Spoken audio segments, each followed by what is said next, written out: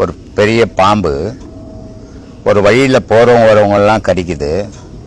அதனால் அந்த வழியில் வர்றதுக்கே எல்லாரும் பயந்து போயிட்டு வர்றதே கிடையாது. ஒரு நாள் ஒரு சாமியார் அந்த வழிக்காக வர்றார். வரும்போது அந்த ஊர் ஜனெல்லாம் சொல்லுது, போகாதீங்க, பெரிய பாம்பு இருக்குது, அது எல்லாரையும் கடிச்சு கொள்ளுது அப்படின்ட்டு. சாமியார் அவங்க பேச்செல்லாம் கேட்காம வர்றார். வந்தால் அந்த பாம்பு அத்தனை பேரை கடிக்கிற மாதிரியே இவர்கிட்டவும் போகுது. அப்போ இவர் என்ன பண்ணுறாரு, அதை கட்டுப்படுத்துறாரு.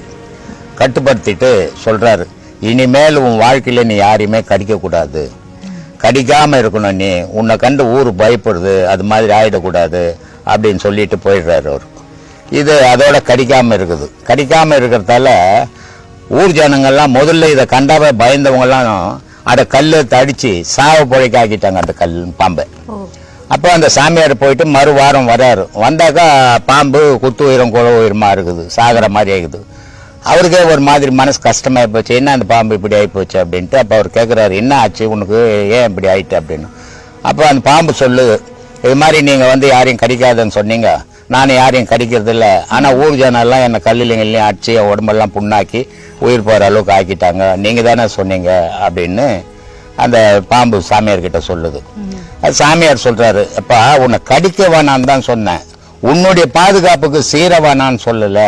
நீ சீரி இருந்தீங்கன்னா அத்தனை பேரை பயந்து உங்ககிட்ட வந்திருக்க மாட்டான் யாரும். அதனால நீ சீரி இருக்கணும், சீராத்தினால இப்போ இவ்வளோ பெரிய கொடுமை வந்ததுன்னு அப்புறம் அவர் பாம்பை குணப்படுத்தி வச்சுட்டு போயிடுறாரு. அந்த மாதிரி மனுஷன் நான் நல்லவன் அப்படின்னு கம்ம நோக்கான்னா வரவெல்லாம் கழு தூக்கி போடுவான் மேலே. அதனால ஓரளவுக்கு யாரும் நம்ம கிட்ட வரக்கூடாது, நம்ம யாருக்கிட்டும் போகாத அளவுக்கு நம்ம நடந்துக்கணும். மனுஷன் எப்படின்னா, இன்னைய உலகம் கையில பணம் இருந்தா நீ நல்லவனா கெட்டவனா முக்கியம் கிடையாது. உங்ககிட்ட பணம் இருந்ததுன்னா 10 பேரும் உங்ககிட்ட சேர்ந்துருவோம். நீ எவ்வளவுதான் தங்கமானவனா இருந்தாலும் உங்ககிட்ட பணம் எல்லாம் நாய் கூட உங்ககிட்ட அந்த வாழாட்டாது. அது மாதிரியான உலகம். அதனால இன்னொருத்தர் நான் சேர்த்துக்கினேன், அதனால நான் கஷ்டப்படுறேன், உன் தப்பு தான் அது. நீ உன் வாழ்க்கையை பார்த்து வாழணுமே தவிர இன்னொருத்தரை பார்த்து வாழக்கூடாது. நான் பல வீடியோக்களை சொல்ல, உங்களை பார்த்து வாழுங்க, ஊரை பார்த்து வாழாதீங்க. ஊரை பார்த்து வாழ்ந்தீங்கன்னா உங்களுக்கு ஆபத்து வரும் அப்படின்னு சொல்லியிருப்பேன்.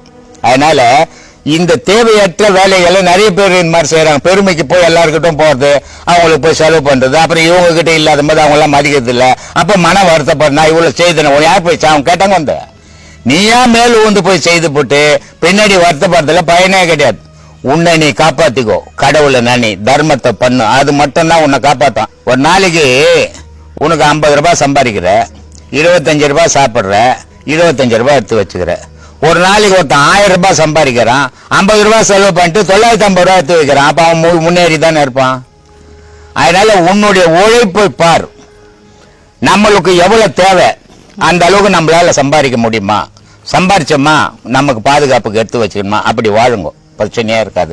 இன்னொருத்தனை பார்க்கவே கூடாது, அவன் எப்படி திருடுவான். நீங்க போய் திருடுவீங்களா? அவன் திருடிட்டு கோட்டீஸ்வரனா இருப்பான். உனக்கு திருடுனாவே பிடிக்காது, அப்புறம் நீ எப்படி அவங்க கூட போய் போட்டி போட முடியும்? அதனால ஒழுக்கம் முக்கியம் வாழ்க்கைக்கு. ஒழுக்கம் இல்லாத வாழ்வு நிலையற்ற வாழ்வு.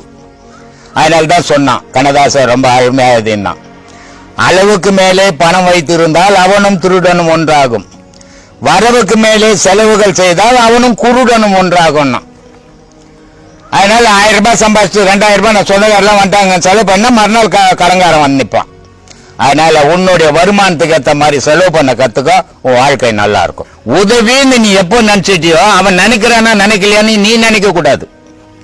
நான் உதவி பண்ண அவ்வளவுதான், அவன் நினைச்சா நினைக்கிட்டோம், நினைக்க பண்ண போட்டோம், அந்த மாதிரி போனோம். அப்போ அவன் நினைக்கலையேன்னும் போது என்ன ஆகுதுன்னா, இப்ப நான் 10 பேர் உதவி பண்ணா 10 பேர் என்ன புகழணுன்ற எண்ணத்தோட போய் உதவி செய்த, அந்த எண்ணம் வச்சுக்கணும். உதவியே கிடையாது, அது பிரதிபலன்.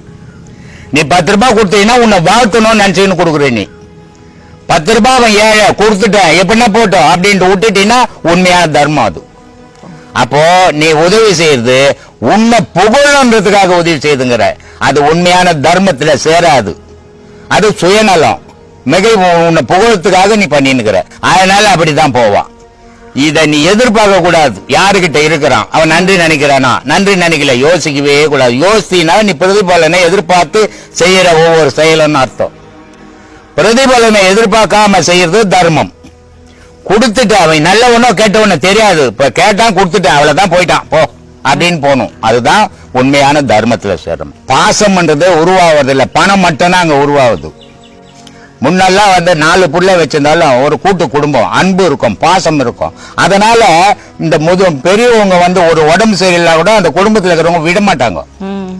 ரொம்ப அன்பா அவங்களை எத்தனை போய் காப்பாத்துறதுக்கு என்னென்ன முயற்சிகள் பண்ணுமோ அத்தனை முயற்சியும் பண்ணுவாங்க. ஆனால் இப்ப கணவனும் சம்பாதிக்கணும், மனைவியும் சம்பாதிக்கணும், பணம் வேணும். பாசம் எங்கிருந்து வரும்? பணம் வந்தா பாசம் வராது, வெறுப்பு தான் வரும்.